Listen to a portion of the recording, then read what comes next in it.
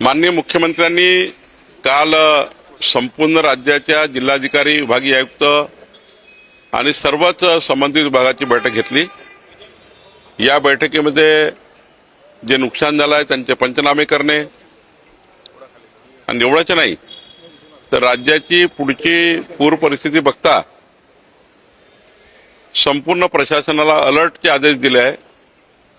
कुठलीही जीवहानी होणार नाही, प्राणहानी होणार नाही, वित्तहानी होणार नाही याबद्दलच्या सतर्कतेच्या सूचना दिलेल्या आहेत।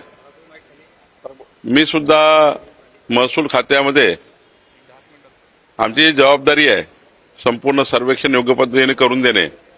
त्या सर्वेक्षणाचं काम आमचं महसूल विभाग चांगल्या पद्धतीने करेल आणि कोणाचेही नुकसान भरपाई राहणार नाही याची काळजी महसूल विभाग घेईल। घरांचं नुकसान झालं किंवा तात्कालिक नुकसान झालं त्याला तात्कालिक मदत देण्याची प्रावधान आहे, त्याबाबत काय सांगणार? एनडीआरएफ, एडीआरएफच्या जे काही नॉर्म्स आहेत त्याप्रमाणे तातडीनं 24 तासाच्या आत खावटी असेल, त्यानंतर घराची पडझड असेल, तातडीचे अनुदान असतील, सारं देण्याची तरतूद आहे। त्यानुसार कारवाई सरकार करते आहे। दीक्षाभूमी संदर्भामध्ये वाद निर्माण झालेला आहे, 2 गट पडलेले आहे, त्या संदर्भात तुमची माहिती काय? विकास आराखडा अडलेला आहे आणि 2 गटामध्ये वाद सुरू आहे, गवई आणि फुलजले गट। दीक्षाभूमीच्या ट्रस्टमध्ये काय वाद आहे याच्याबद्दल शासनाचा काही याच्यामध्ये रोल नाही, ट्रस्टचा वाद आहे। परंतु शासनाने एक आराखडा तयार केलेला आहे। माननीय मुख्यमंत्री देवेंद्र फडणवीसजी, नितीन गडकरीजी यांनी मला सूचना दिली होती की चांगला म्हणजे महामानव डॉक्टर बाबासाहेब आंबेडकरजींनी दीक्षा घेतली त्यावेळी काय त्या ठिकाणी विचार करण्यात आला होता, त्यावेळचं संशोधन काय होतं याचा आधार घेऊन चांगला प्लॅन आम्ही तयार केला।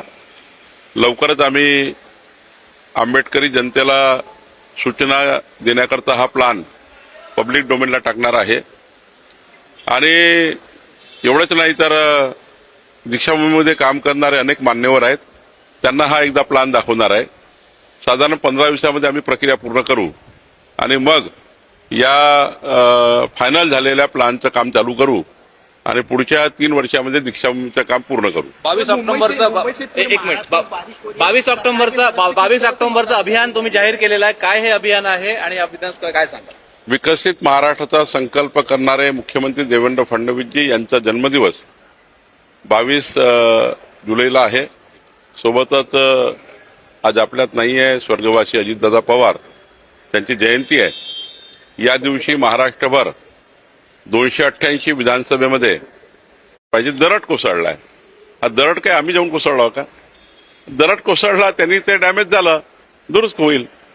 काही बांधकाम होत असताना 1 वर्ष 1.5 वर्ष हा त्या ठिकाणी काही नादुरुस्त झाला तर दुरुस्त करून त्याचा पिरियड असतो, म्हणूनच त्याची डिफेक्ट लायबिलिटी पिरियड म्हणतो आपण। बांधकामात काही त्रुटी राहून गेली तर 1 वर्षामध्ये ती टेकओव्हर करता येतं, ती टेकओव्हर केली आहे। आणि त्यामुळे याच्यामध्ये एवढा कांगावा करणे आणि दरड कोसळला की आम्ही काढला दरड आहे का? दरड कोसळला आता पावसाने, त्याची आम्ही तातडीने दखल घेतली, तातडीने मिसिंग लिंक चालू केला आहे।